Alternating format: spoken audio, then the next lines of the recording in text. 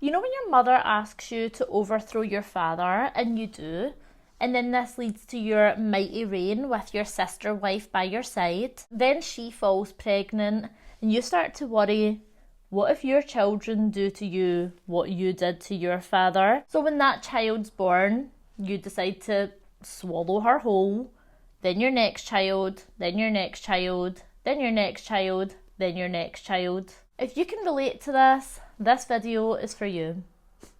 Hi and welcome to the Coven, or welcome back if you've been here before. Here we talk about all kinds of weird and witchy shit, from witchcraft and magic, spell work, energy work, mythology, a little bit of everything that's a little bit mystical is sprinkled in here. And today we're talking about the rise and fall of Cronus and how this led to the reign of the Olympian gods that we know so well. Our story starts way back when nothing but chaos existed, while simultaneously everything existed. Chaos is everything at the same time that it is nothing. It is that which we all came from and that which we will all return to. After some time, other primordial beings were created from chaos, including Gaia, or Mother Earth as we might know her. And then Tartarus was created, which is the deepest depths of the earth. Gaia then, by herself, created Uranus, the sky, or the heavens, depending on how you like to think about it. These things can be thought of as gods or deities of such, but often in mythology there is no real difference between the thing and the personification of the thing. So Gaia is Gaia the goddess. She is also the earth at the same time.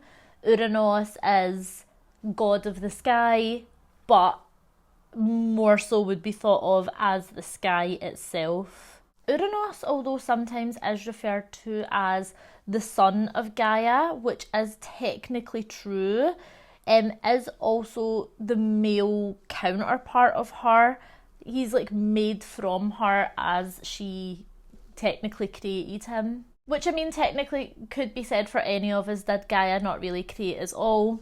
But anyway, son or part of herself, Gaia and Uranus would come together in a not so harmonious union and create many children together.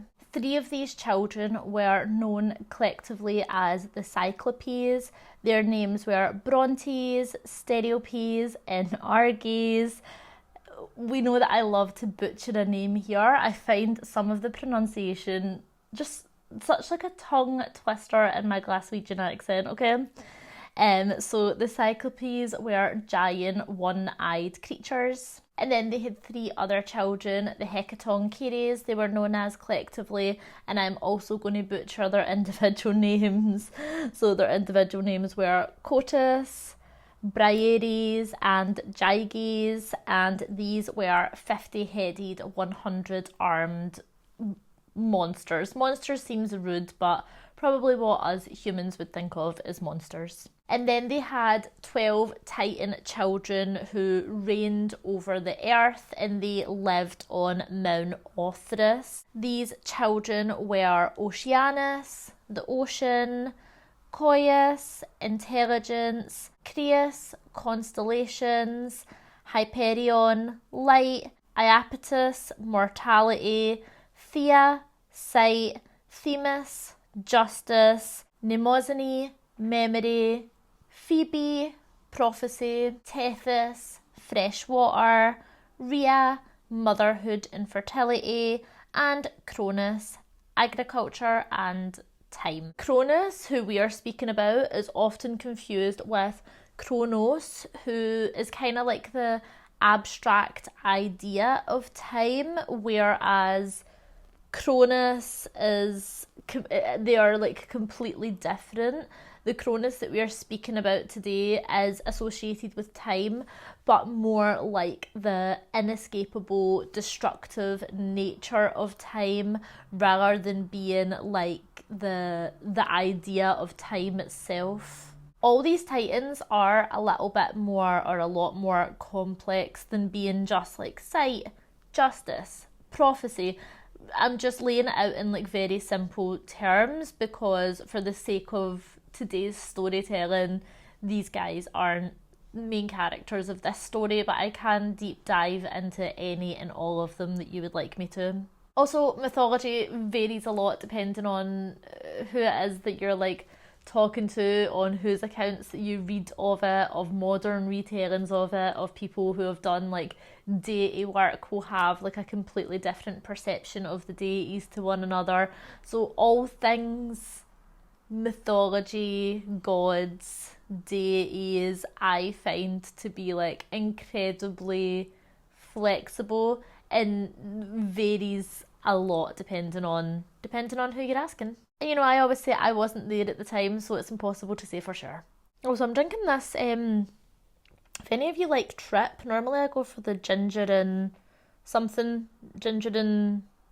peach, I think it is, but this one is actually really nice. It's the raspberry and orange blossom, and it's like the CBD drink, and this one has more CBD than the other ones as well, but it's nice. I'm not getting orange blossom from it. It tastes almost like elderflowery a little bit, like a bit more flowery. Anyway, that's nothing to do with this.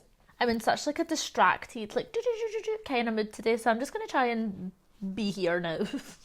So during this age, everyone, primordial beings, abstract concepts, monsters and titans were all existing and creating. However, things were far from happy families. Uranus fancied himself as the world's first and worst father, the original deadbeat dad, if you will. You see, although they were his children, Uranus absolutely hated the Cyclopes and the Hecatoncheires, and this was for a few reasons. One, he feared that their size and their strength and their power meant that perhaps one day they would be able to take his place as like this supreme leader. He kind of feared them in the way that he thought that they might be more powerful than he was able to handle, but on the other hand, he also thought of them as this disgusting abomination that he couldn't believe were his children and didn't want to associate himself with them because he seen them as less than. Gaia, however, loved her 350-headed, 100-handed children and her huge one-eyed offspring. To her, they were not monsters, they were her babies, and she loved them just as much as she loved all of her children. Uranus, in his hatred, took the 3 Hecatoncheires and the 3 Cyclopes and forcefully shoved them into the deepest depths of Tartarus. So Tartarus is beneath the earth, and it's said that Tartarus is as far from the earth as the heavens are, just down the way. So Uranus wanting them to be as far away from him as possible makes sense because he is the sky or the heavens. So he shoved them into the deepest depths of Tartarus. But with this also being considered to be the innermost core of the Earth's centre, it can be thought to be the innermost core of Gaia's centre. So essentially, Uranus took these 6 children and rammed them into Gaia's womb again. Gaia was desperate for revenge against Uranus, so she went to her 12 remaining Titan children and asked for their help in overthrowing their father and releasing their imprisoned siblings. 11 of her children said no. Some of them said no because they feared that their father was far too powerful and they wouldn't be able to overthrow him, and then ultimately would have to deal with the repercussions of that. And some of them were just too love and light to want anything to do with it, to be honest. However, one of her children did agree that he would help, and that child was Cronus. He was entirely unconcerned about helping his siblings. He actually couldn't give less of a fuck. I don't think that they were living in Tartarus, but he did like the idea of overthrowing his father and taking his place as the supreme leader of the world. So together, he and Gaia hatched a plan. One night when Uranus was about to have his wicked way with Gaia, Cronus would be waiting in the shadows with a stone sickle in hand for the opportune moment. When that moment came, Cronus leapt out, taking Uranus by surprise, and castrated him with the stone sickle. It's said that the screams of Uranus were so loud that everything in the entire cosmos shook. Cronus then took the genitals of his father and threw them as far off into the distance as possible. As the blood from his dismembered member splattered over Gaia, many more children were created. The Gigantes, who are not as giant as you would think. The word Gigantes actually means earthborn, and although they were not giant in size, they had great strength and they were also highly aggressive. The Aranes, who are often known as the Furies, and they can be thought of as like goddesses of vengeance. The Melanae, who are tree nymphs, often associated with the ash tree. And when the genitals finally landed in the sea, they created a foam from which Aphrodite, goddess of beauty, pleasure, and lustful love, was born. Cronus then threw the sickle that he used all the way to what we would know today as Corfu, and this gave the island its unique sickle shape. It's not quite clear what happened to Uranus after this. Some say that he ran off in shame, some say that he died. I personally don't believe that one because I don't think that a primordial being could possibly die. Some say that Cronus took Uranus and shoved him into the womb of Gaia again, so put him in Tartarus, along with the Cyclopes and the Hecatoncheires, who, by the way, Cronus kept imprisoned, obviously. Whatever happened to Uranus, he did leave his son with some final omen-filled words as he departed. May your children do to you as you done to me. So Cronus naturally became king of the Titans, taking his father's place, and he took his sister Rhea to be his wife. She again is the goddess of motherhood, childbirth and fertility, as well as comfort and serenity, which is quite the opposite of Cronus. So Cronus, as we said, is the Titan of agriculture, particularly sowing seeds and the kind of cyclical nature of time. And he is also a figure of great destruction. So if you think of the nurturing, calm, serene, motherly Rhea paired with the messy wrecking ball figure of Cronus. Gaia and Uranus were so similar to Rhea and Cronus.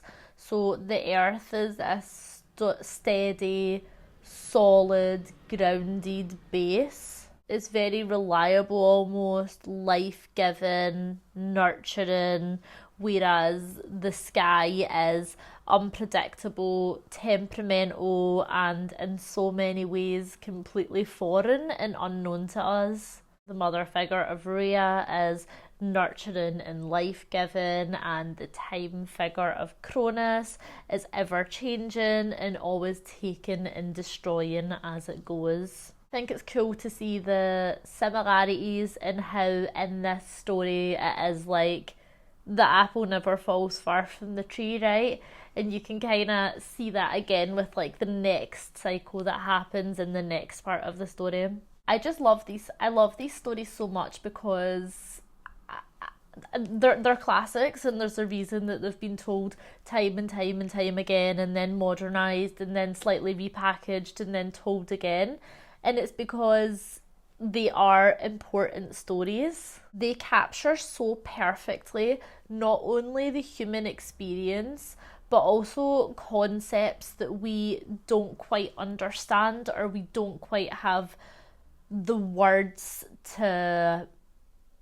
We can't quite put these concepts into words. For instance, we understand time, we experience time, we know that time is ongoing forever and ever, but yet it doesn't really exist at all, and we can't ever fully fathom it because it's something that we live so much of our life by, but it also doesn't really exist at the same time. But then at the same time, we know that time is an inevitable thing that no matter what we do, we can never escape.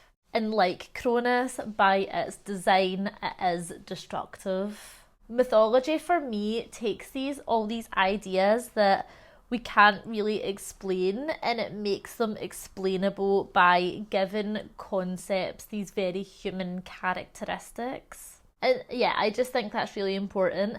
And I always think the deities that we talk about in mythology, the ones that I guess I don't particularly love or like at all really, I always have still such huge respect for them, because these things are just a part of the universe and the world that we live in. And I mean, these concepts might not be something that I particularly like, but it's not something that I can avoid. So this idea that everything that I have now will one day be gone because time is destructive in the way that it's going to destroy me and it's going to destroy absolutely everything, it's not something that I particularly like. I don't know if it's something that you're supposed to like. I don't know if it's something that's anything. I think it just is, but I mean, you've got to just respect it. So basically what I'm saying is Cronus, like his father, huge dickhead, but there's a message there. So as we know,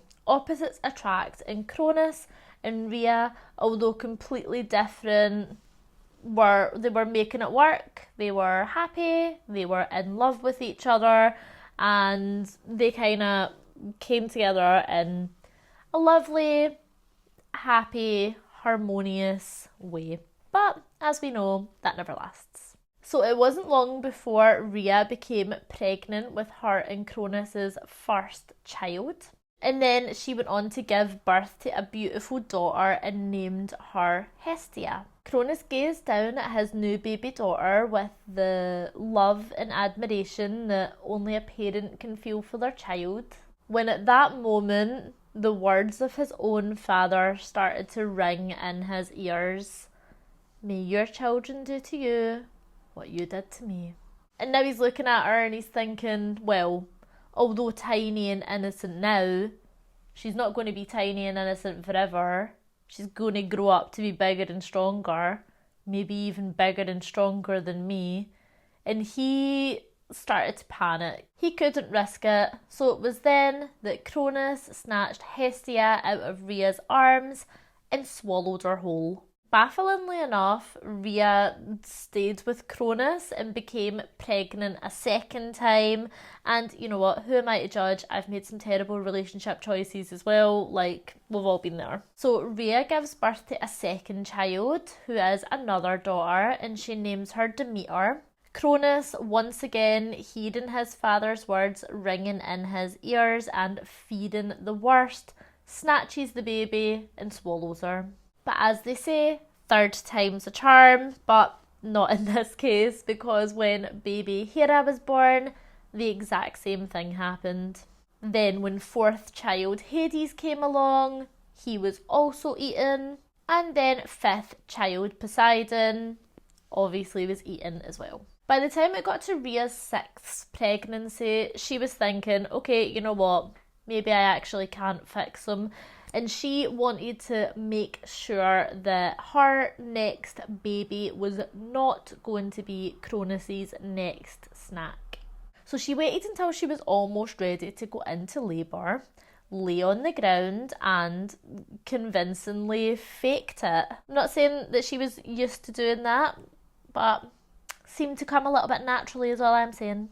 Cronus, hearing her cries, comes running to his wife's side, waiting to devour the newborn baby. You see, this wasn't his first rodeo, and this was becoming second nature to him now, so he was becoming pretty good at it. So good, in fact, that he barely even had to pay any attention to what he was really doing. So when Rhea said, "It's a boy," Cronus never even took the time to look down at the baby. He just grabbed the bundle out of her arms, popped him in his mouth, and swallowed him. And if he had been a little bit more observant, he might have noticed that the baby he just swallowed was actually just a big, smooth rock, and that Rhea was very much still with child. So this part of the story varies slightly depending on whose version of events you're listening to and what sources you use, but what we do know is that Rhea knew that her baby would not be safe if it was born with Cronus nearby, so she made her way possibly to Mount Ida or Mount Dicte, or maybe a cave in Arcadia or in Lydia.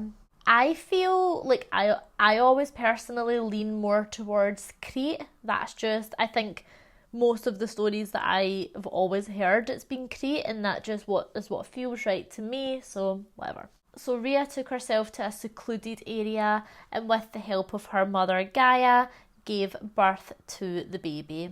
This baby would grow up to be both controversial and legendary. She named him Zeus.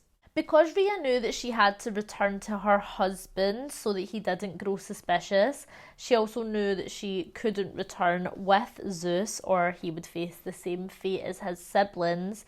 She left little baby Zeus in the hands of the nymphs who would then raise him. It is thought that the Melii, who were created from the blood splatter of Uranus's penis when it was flying through the air and splattering on Gaia, so technically they would be like Zeus's aunties, I guess. They might have helped to raise him alongside Granny Gaia, but most prominently Amalthea, who was either a nymph who tended goats or she herself was in the form of a goat. I tend to think of her as in the form of a goat, and she suckled Zeus when he was a baby, her milk helping him to grow into the big, strong boy that we know him as today. Zeus is often associated with a cornucopia, which is known as the Horn of Plenty. And while there is a few versions on how Zeus acquired this horn, but in one of the versions, and my personal favourite version, it is because when he was playing with Amalthea, even as an infant, his strength was unmatched, and he accidentally snapped one of her horns off of her head, which she then blessed so that the horn would always supply him with an abundance of food and drink. I think of this as really cute because it's kind of like then when he was older and didn't rely on her for her to like feed him, she was still feeding him in a way. So Rhea was still visiting Zeus whenever she could and did have a big part in his life. She also did make it abundantly clear to Zeus why he couldn't come home and what his father had did to all his other siblings, and what he had tried to do to Zeus too. So Zeus had his mind set on one thing for his entire life, and that was to seek revenge on his father. Another important female figure in Zeus's life was Metis, the wise deity. Her name actually originally meant magical cunning, which I think is so cool. I feel like that's the only way I ever want anybody to describe me, ever. Metis would become an advisor of Zeus, and later on she would also become his lover, but I actually do want to do a whole video on Metis, so we'll save that story for another time. So Zeus was strong and powerful by nature, but he needed a little bit of guidance when it came to wisdom and cunning and intelligence and actually being able to channel that strength. Like, there's no point in being like the strongest person in the world if you're dumb as toast. You know, you need to be able to... True strength comes when you can balance both. And that's where Metis came in. So she taught him how to harness that power and how to have strength of mind as well as physical strength.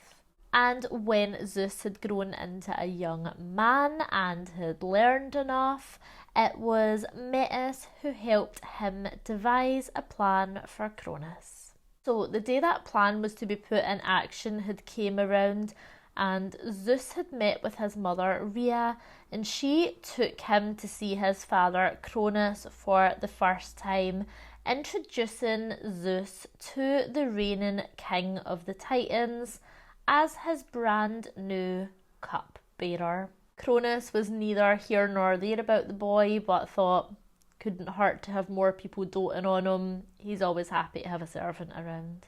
Zeus served Cronus a special cocktail that Metis had brewed especially for the occasion, and after taking one big greedy gulp, Cronus immediately began to feel sick to his stomach.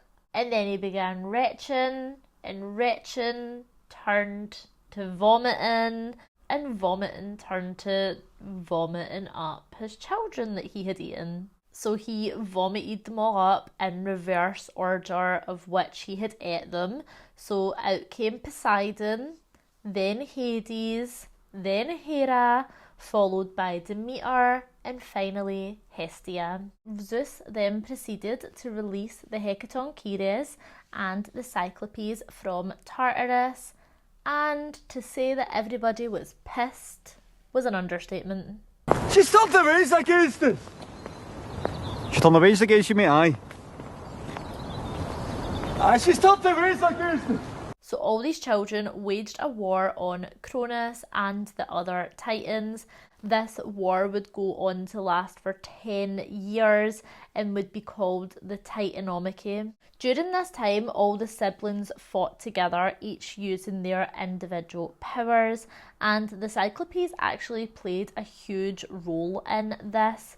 They gave Hades his helmet of darkness, which allowed him invisibility.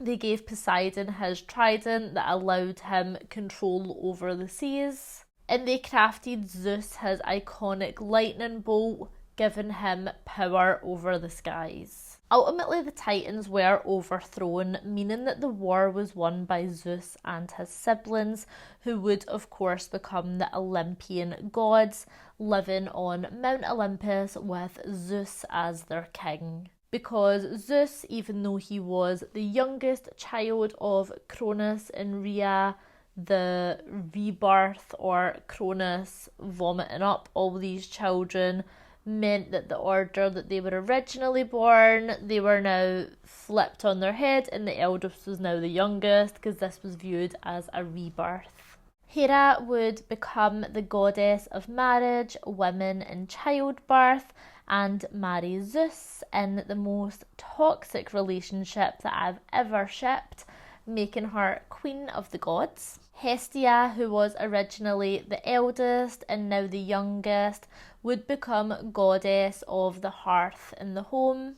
She's often seen as being less powerful than her other siblings, but I don't think that's true at all. I think she was just more low-key, and she had the same kind of serene, calm energy as her mother. Demeter, goddess of the harvest and mother of Persephone, would go on to play a huge role in how the seasons of the earth play out. Hades, our emo king of the underworld, of course, an absolute icon in his own right and doesn't need much else saying about him. We all know Hades, we all love Hades, we all stan Hades. Poseidon, god of the sea, controversial character, no doubt, but still one of the most powerful gods. Rhea still supported her children all throughout the war, and when the war was won, she continued to play a huge part in their lives. She was just a little bit more low-key and a little bit chilled out and kind of took a back seat when it came to any dramas. But she was there for her kids. She was a good mum. And as for Cronus, Zeus punished him by chopping him into tiny little pieces and locking him in Tartarus, which is forever guarded by the Hecatoncheires. And that is all for today's video. If you have made it this far in the video, thank you so much for watching. If you have enjoyed, I would really love if you would interact with the video. Please give it a like and please comment as well. I really do want to build this community here on YouTube, so you even leaving a simple comment really helps me to do that and really helps to push the video out even further to other people who might like the same kind of content that I make as well. If you like more practical witchy advice, I have a podcast called Weird and Witchy Shit where I actually post right here on YouTube as well. It is just an audio version of it. You can find here YouTube, Spotify, Apple, all the things. Subscribe if you would like to see more of me, and thank you so much for watching. Bye!